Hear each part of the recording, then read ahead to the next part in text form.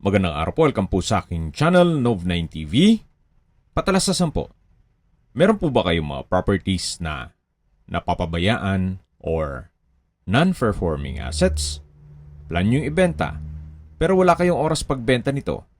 Kung ito'y pagkakatiwala nyo po sa amin, tawag lang po kayo sa aking numero, usap po tayo, gawan ko po ng video for free. Yes, libre po. Wala po kayong babayaran.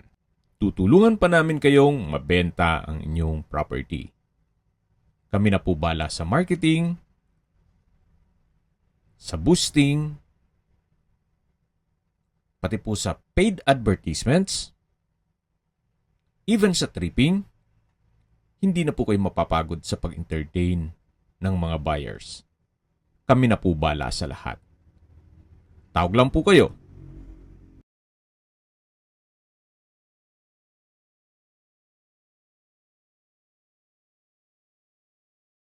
Nandito po tayo ngayon sa Barangay Bunga, Bulan, Sorsogon, kung saan meron po tayong bagong video presentation.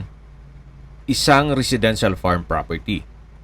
May total lot area po ito na 3.9 hectares. Ito'y titulado, kaya wala po kayong maging problema sa documentation o sa transfer ng title. Marami pong puno ng nyog na nakatanim dito. At ang terrain po ay meron pong flat at meron din pong slope o rolling. Napakatahimik po ng lugar, sariwa ang hangin, at sa klima naman po, banayad lang. Hindi naman siya ganun kainit at hindi naman ganun kalamig. Ito pong Barangay Bunga ay may population basing sa census, mga 1,000 more or less. At ang estimated elevation above sea level ay 20 feet. Kaya kung hanap nyo po isang sobrang tahimik na lugar at malayo po sa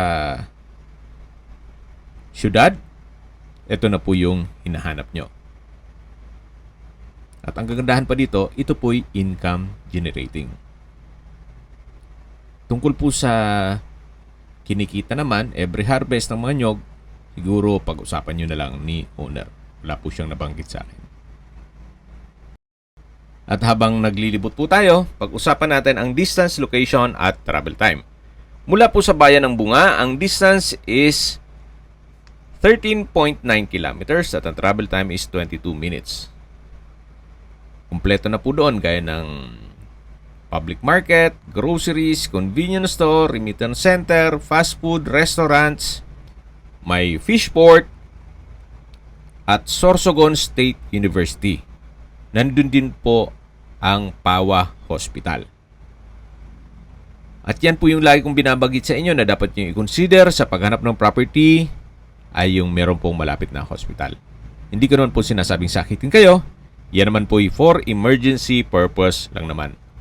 At mula naman po sa Legazpi City, ang distance is 16.1 kilometers at ang travel time is 2 hours and 18 minutes. Mula naman po sa Bicol International Airport, ang distance is 112 kilometers at ang travel time is 2 hours and 12 minutes.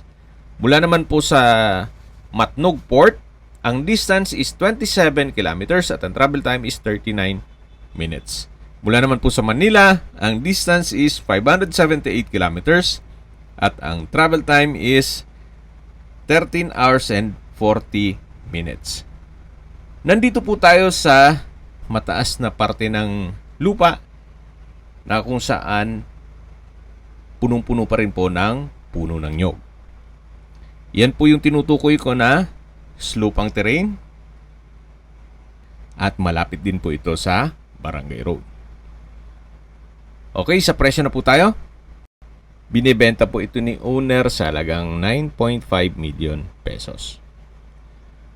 Kung may mga katanungan po kayo, tawag lang po kayo sa aking numero. At sa mga kababayan naman natin nasa ibang bansa, meron po akong WhatsApp, Viber, Telegram at Signal. Same number lang po, 0917-316-3399. Sa mga nagtatanong naman po ng aming Facebook, meron po aming Facebook page na Nov9TV at Facebook Real Video. Meron din pong TikTok at Instagram. May ibang YouTube channel po kami, the Nov9TV channel, Nov9TV Listings, Nov9TV On The Spot, Nov9TV Updates, at Nov9TV House Rental.